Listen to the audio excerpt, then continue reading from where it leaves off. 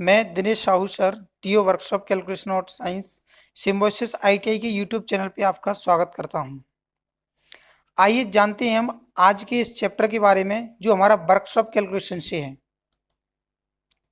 Chapter का नाम है हमारा स्क्वायर। अब स्क्वायर क्या होता है इसके बारे में हम वन बाय वन डिटेल से पढ़ेंगे। तो स्क्वायर जो होता है हमारा एक ज्यामिति की एक आकृति है। अब आपके दिमाग में आया होगा कि आकृति तो हर प्रकार की होती है, आखिर ये आकृति है क्या। तो इस आकृति को हम सबसे पहले देखते हैं।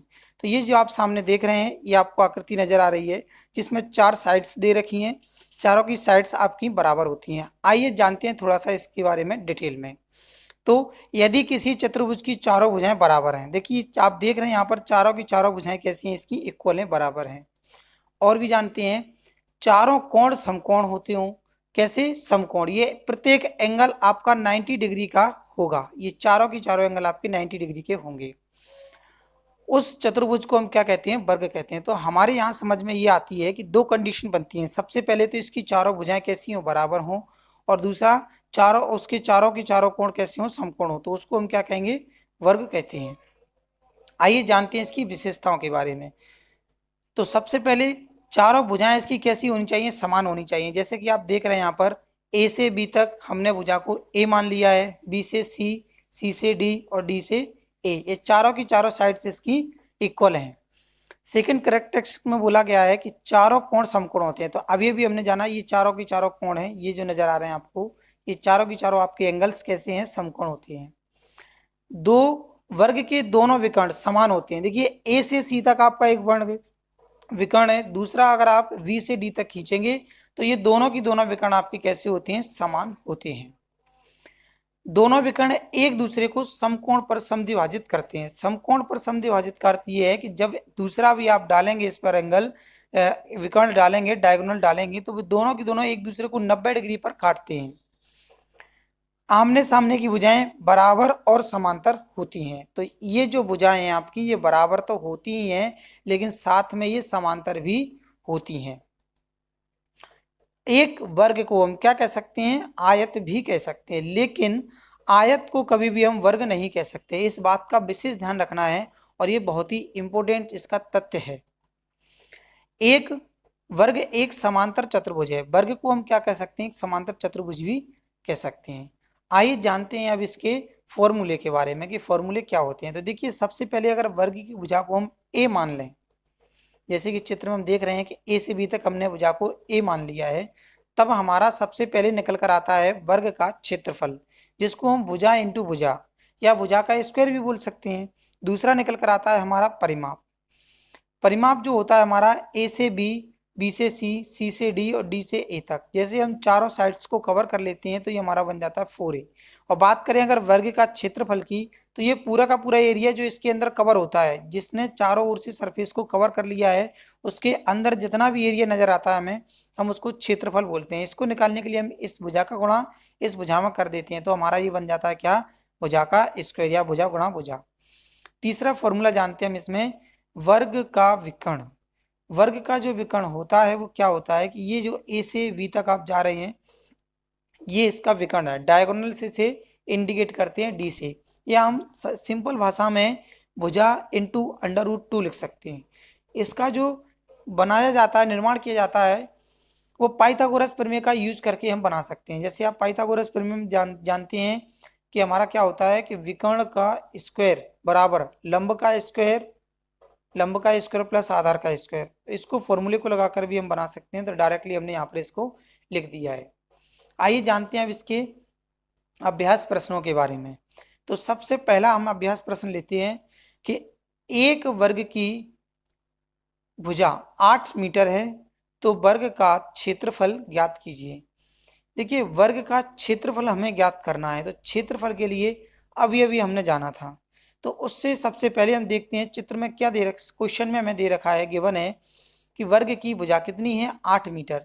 तो हम सबसे पहले लिख लेते हैं वर्ग की जो भुजा है हमारी वो 8 मीटर है। अब सबसे पहले हम इसका चित्र बनाते हैं वर्ग का। तो वर्ग का हमारा चित्र ये बन गया है यहाँ पर तैयार। और इसकी साइड कितनी दे रखी है हमें, भुजा जो दे रखी है वो कितनी है, 8 मीटर। तो हमने यहाँ पर भुजा को लिख दिया कितना, 8 मीटर। हम यहाँ एक एक चीज को एक्सप्लेन करते हुए समझेंगे, जिससे क्या होगा, हमें आसानी से समझ में आ जाएगा। अब देखिए सबसे पहले इसने क्या पूछा हुआ है, वर्ग का क्षेत्रफल। तो हम वर्ग का क्षेत्रफल का फॉर्मूला यहाँ पर यूज करते हैं, भुजा इंटू भुजा, जो अभी हमने थोड़ी देर पहले कवर किया था। तो वर्ग का क्षेत्रफल 8 इंटू 8, क्योंकि भुजा कितनी है हमारी, साइड्स कितनी है 8 है, तो हमने 8 मल्टीप्लाई 8 कर दिया और आंसर को निकाल दिया हमने। 8 गुणा 8 कितना हो गया हमारा, 64 वर्ग मीटर। देखिए दो बातें इसमें विशेष रूप से ध्यान रखनी है। सबसे पहला कि जब भी हम क्षेत्रफल को निकालेंगे तो वर्ग मीटर में लिखेंगे या फिर मीटर स्क्वायर में लिख सकते हैं। और दूसरी बात यह है कि अगर आप फॉर्मूले को भूल जाएं तो कैसे करेंगे। तो देखिए फॉर्मूले को जब भूल जाएं तो सिंपल आपको याद ये रखना है कि आपकी ये जो साइड दे रखी है कितनी है, 8 मीटर, दूसरी साइड भी कितनी होगी, 8 होगी।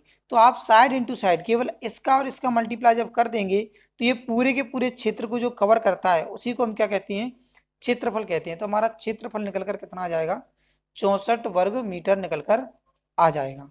तो ये तो हुआ हमारा पहला प्रश्न। ठीक है, अब चलते हम नेक्स्ट क्वेश्चन की ओर।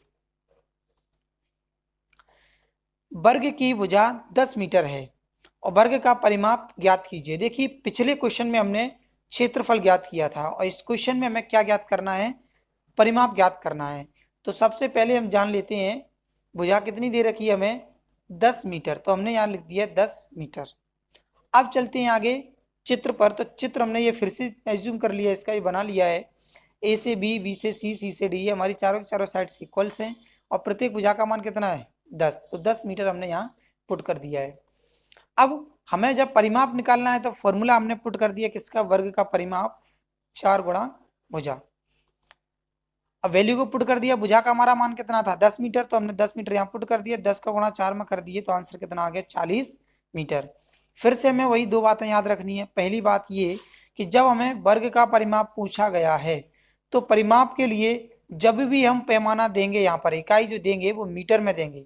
पिछली बार हमने क्षेत्रफल निकाला था तो हमने मीटर स्क्वायर में दिया था, क्योंकि क्षेत्रफल हमेशा मीटर स्क्वायर में निकलता है और परिमाप हमारा जो है वो मीटर में निकलता है, तो आंसर आप मीटर में देंगे।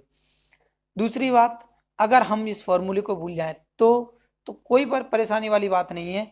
इसका अर्थ ये होता है अगर आप ए पर खड़े हुए हैं तो ए से बी तक जाएं, फिर अगेन बी से सी तक जाएं, सी से डी तक जाएं और डी से ए तक जाएं, तब आपने देखा कि रास्ता कितना तय किया है। तो 10 मीटर प्लस 10 मीटर तो ये हो गया 20, प्लस 10 मीटर तो 30, प्लस 10 मीटर तो 40। आप सिंपली भी में इस प्रकार से भी इसको कर सकते हैं। तो ये आंसर कितना आ गया हमारा, 40 मीटर। आइए चलते हैं अगले प्रश्न पर। क्वेश्चन में गिवन है में एक वर्ग का भुजा 15 मीटर है, तो वर्ग का विकर्ण का ज्ञात कीजिए। वर्ग का हमें क्या करना है, विकर्ण ज्ञात करना है। तो देखिए इसमें जो दे रखा है हमें क्या दे रखा है, वर्ग का भुजा दे रखा है कितना, 15 मीटर। तो सबसे पहले हमने इसको पुट कर दिया। अगेन आफ्टर दैट यहाँ हमने इसका चित्र देख लिया, चित्र में दे रखा है हमें ए से बी, बी से सी, सी से डी और डी से ए, और भुजा का मान कितना है, 15 मीटर। और अब आगे हम देखते हैं कि भुजा का जो विकर्ण है वो कितना दे रखा है, भुजा इंटू अंडर रूट, ये हमें सूत्र में दे रखा है। सूत्र हमने अभी थोड़ी देर पहले देखा था फॉर्मूले के अंदर। अब वैल्यू को क्या कर देना है, सिंपली पुट कर देना है। जैसे हमने देखा भुजा का वैल्यू कितना है 15, तो 15 लिख दिया और साइड्स कितनी है हमारी, और रूट 2 टू रूट 2। फिर हमने देख लिया कि इसको पूरे को हम क्या लिख सकते हैं, 15 अंडर रूट 2 मीटर। यानी सीधी बात कहने की ये है कि जब हमने देखा कि ए से सी तक ये पूरा का पूरा विकर्ण है जो हमारा, जो हमने ज्ञात किया है, तो इस विकर्ण को हम जब लिखना चाहते हैं तो जो हमारी भुजा दी जाती है तो भुजा के साथ हम क्या लगा देते हैं, केवल अंडर रूट 2 पुट कर देते हैं।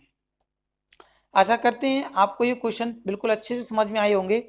पिछली दो वीडियोस में हमने जो है कवर्स किए थे इनको। पहले में हमने जो है इसका बेस कवर किया था, उसके बाद सेकंड में हमने रेक्टेंगल को कवर किया था। जिन्होंने उन वीडियोस को नहीं देखा है, डिस्क्रिप्शन में आपको लिंक मिल जाएगा, उस पर क्लिक करके आप देख सकते हैं। तो थैंक यू। अगर आपको वीडियो अच्छा लगा है तो शेयर जरूर करें और भी प्रमोट करते रहें और लाइक जरूर करें देखने के बाद। Thank you, sign out.